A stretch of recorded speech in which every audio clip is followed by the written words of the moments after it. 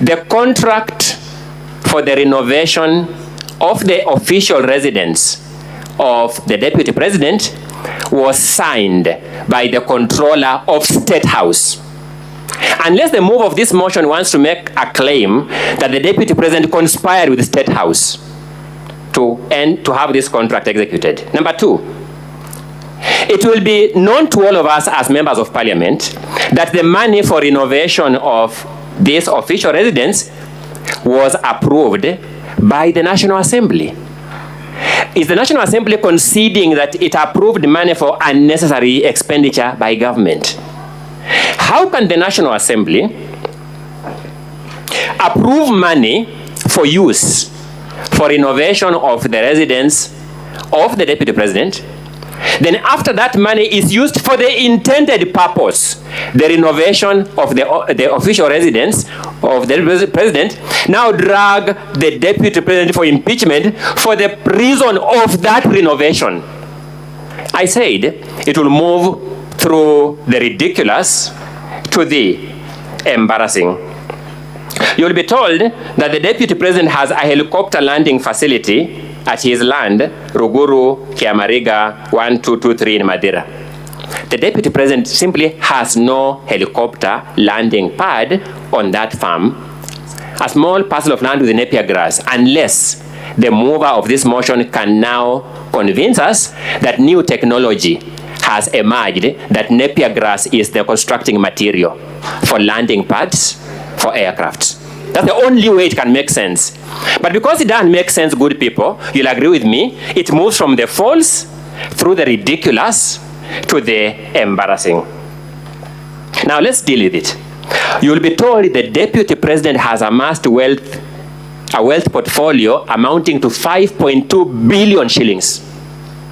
Elementarily, we must then look at the particularization. Tell us which one is what plus which one is what plus which one is what to amount to this 5.2 billion.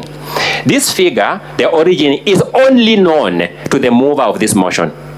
There is nothing on the body of the motion. There is nothing in the documents attached to the motion. There is nothing in the video clips to be played by the mover of this motion that tells us mathematically how he arrived at this figure of 5.2 billion shillings. Then when the charges were read, distinguished senators, you had some 22 companies being read one by one. Thank you. 22 companies. A number of things will surprise you. You'll just find a company listed called Spiritway Limited. Nothing in this motion tells us what wrong has this company done. Nothing in the motion, completely. It just listed there the way it is. Fortis Vis Group Limited. Nothing in this motion tells us what wrong has Fortis Vis Group Limited done. They're just companies whose names have been listed, and we have spent the taxpayers' money this afternoon listening to these companies' names being written with nothing in this motion telling us. So what wrong has Dorcas Rigathi Foundation done? What act are you complaining of for that company? What omission are you complaining of in respect of that company? Heartland Supplies Limited, you just find a name of a company there. No wrongdoing is alluded to it. No allegation is made against it. They're just companies thrown there. Distinguished senators, the Romans called their assembly, which was the equivalent of this Senate, the patres. It was an advisory council. That name was derived from an old Latin word meaning father. Senate derives its name from the Latin word senex, meaning old man. All these words are supposed to address the sagacious, the state of wisdom of the Senate. If this Senate lives true to its historical origin as the patres, if this Senate lives true to its Latin origins as the senex, the old man, the wise man, it will see through these lies, it will see through this ridiculousness, it will see through these embarrassing statements. If time were to permit, I will take you through other allegations that meet the same test of falsehood, ridiculousness, and embarrassment. Fortunately for us, the rules of procedure permit us to cross-examine the move of this motion and the respective witnesses as a way of bringing forth these lies much more clearly.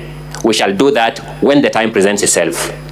At the end of it all, we shall beseech you to do two things: to be true to your oath of office as senators, to be true to your oath of office as senators, to pour through this evidence, to listen keenly to this evidence, to make a decision premised on the evidence as tested here in cross-examination.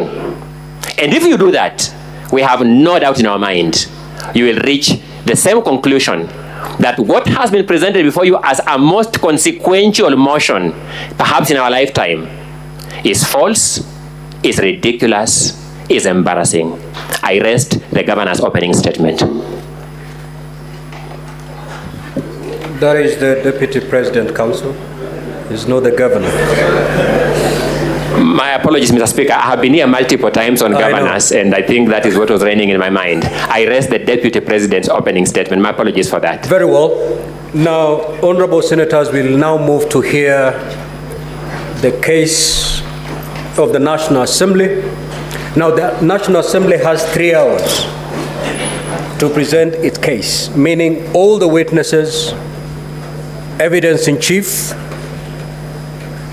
cross-examination will be given 2 hours.